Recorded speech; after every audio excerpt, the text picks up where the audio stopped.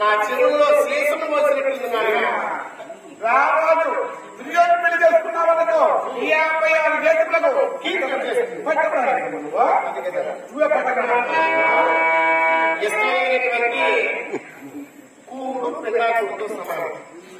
ఇష్టమైనటువంటి భర్త మన కంటికి కోతి కంటే హీనంగా కనపడతాడు.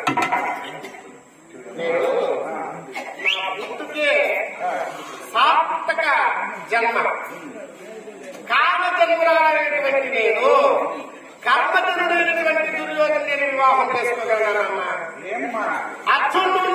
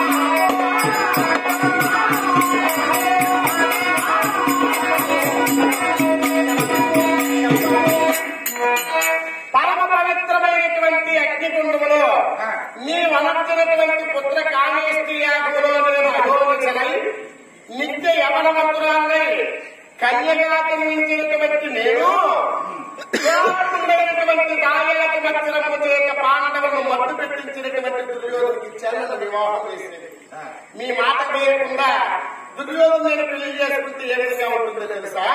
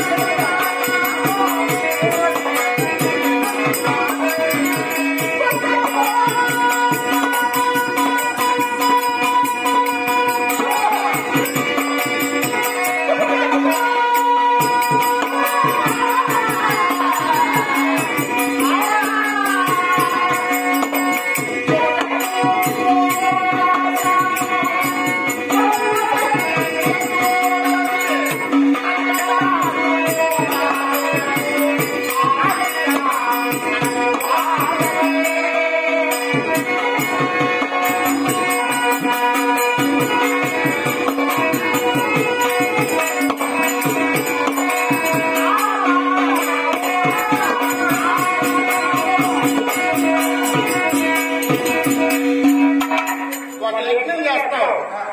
ఆ యజ్ఞంలో వచ్చేటటువంటి హవిస్సు అంటే యజ్ఞ ఫలితాన్ని దేవేంద్రుడికి సమర్పిస్తాం. స్వరాధిపతి అయినటువంటి దేవేంద్రుడికి సమర్పిస్తే అష్ట దిక్పాదులకు అధిపతైనటువంటి దేవేంద్రుడు సకాలంలో వర్షాలు కురిపిస్తాడు. వరుణదేవుడు తన ఆజ్ఞలో ఉంటాడు కాబట్టి చలమైనటువంటి గాలి వీపిస్తాడు. వాయుదేవుడు తన ఆజ్ఞలో ఉంటాడు కాబట్టి ఎటువంటి అగ్నిమాపక ఆపదలు రాకుండా నివారిస్తాడు. ఇది అష్ట దిక్పాదులకు అధిపతైనటువంటి దేవరాజు యొక్క ఆజ్ఞ. ఈ యజ్ఞ ఫలితాన్ని దురాత్ముడైనటువంటి దుర్యోధను లాంటి ఒక కుక్కకి ఇచ్చామనుకో భగవంతుని సమర్పించవలసినటువంటి నైవేద్యాన్ని ఒక కుక్క చేతికిస్తే ముందరకాలతో చంద్రవందన చేసి నాశనం చేస్తుంది. పుత్రకామేష్టి యాగము గావించినప్పుడే నా పుత్రికగా కోసమే కదా పుత్రకామేష్టి గావించాను. పుత్రకామేష్టి యాగములో నీవు జన్మించినప్పుడే అర్జునుడికి ఇల్లాలని అర్జునుడే నా కళ్ళను నిశ్చయించుకుంటుంది కదా. నాకు నుండా ఎన్నో ఆశ ఉందా. నేను పుట్టిన మొదలు తల్లి నీవు కాక నిలురాడు ఆదివారం అయిపోయా శనివారం మాట్లాడతావు రేపు పెట్టేసి దురాత్ముడైనటువంటి దుర్యోధను కాకుండా నన్ను జన్మమ్మా నువ్వు కాకి జన్మరాడు. నిన్ను పుట్టించినందుకు నీ పతిగా అర్జునున్నే వరించాడు తల్లి అని నాకు అర్జునుడి గురించి చెప్పావు. ఆనాటి నుండి ఈనాటి వరకు అర్జునుడే నా భర్తని నేను ఎన్నో రకాలుగా కలగన్నాను. అటువంటి నా మనోహరమైనటువంటి నా మనస్సు అర్జునుడి కల్పించి ఈ శరీరం మాత్రం దుర్యోధనుడితో కాపురం చేయగలుగుతుందా? నాయన కూడా ఒక్కొక్క కదమ్మా నాన్న సూత్రుడు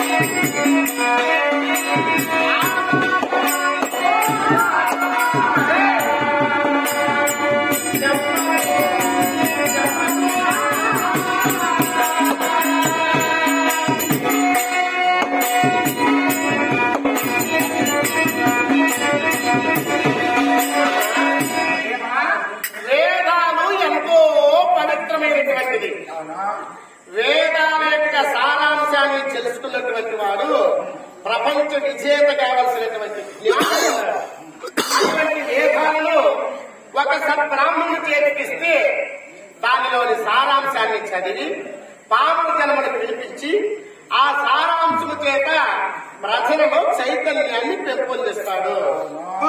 పెళ్లికి పూలు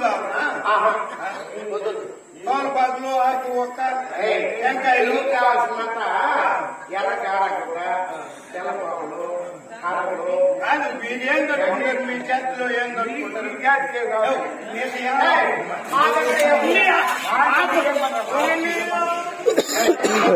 పెళ్లి చేసుకుంటే బిడ్డి పిల్లలు నీకు అన్నీ అయిపోయింది. నువ్వు కొమ్ములు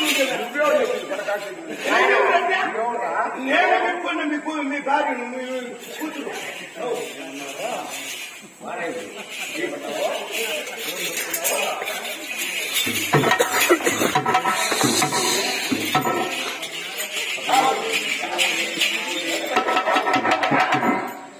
పాపము చిన్నప్పటి నుంచి సాగింది.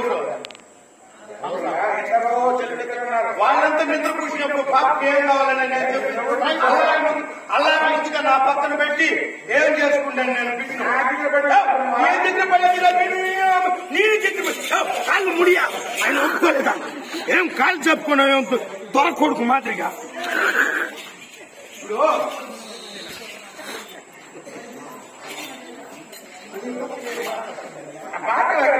ఇప్పుడు ఎప్పుడు పెట్టుకోలేదు.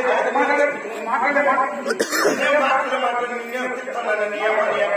రాజు రాజు ఏ వార్తలు ఎప్పుడు వస్తువా మీ వాళ్ళు ఎక్కడ చేసుకుంటారంటే కదా మా వాళ్ళకి అట్లా కానీ మీ వాళ్ళకి అట్లనే కదా మా వాళ్ళలో అయితే ఆ చెల్లి మరుపులు ఒక 10 మూడు తెచ్చి 3 పలకలు తెచ్చి 10 పలక మేము చేసుకునేదమ్మా నేను చేసుకున్నాను పోతే కూడా దోమిటి పోతాడే చెట్టు కింద కూడా కొట్టి పెట్టేస్తాను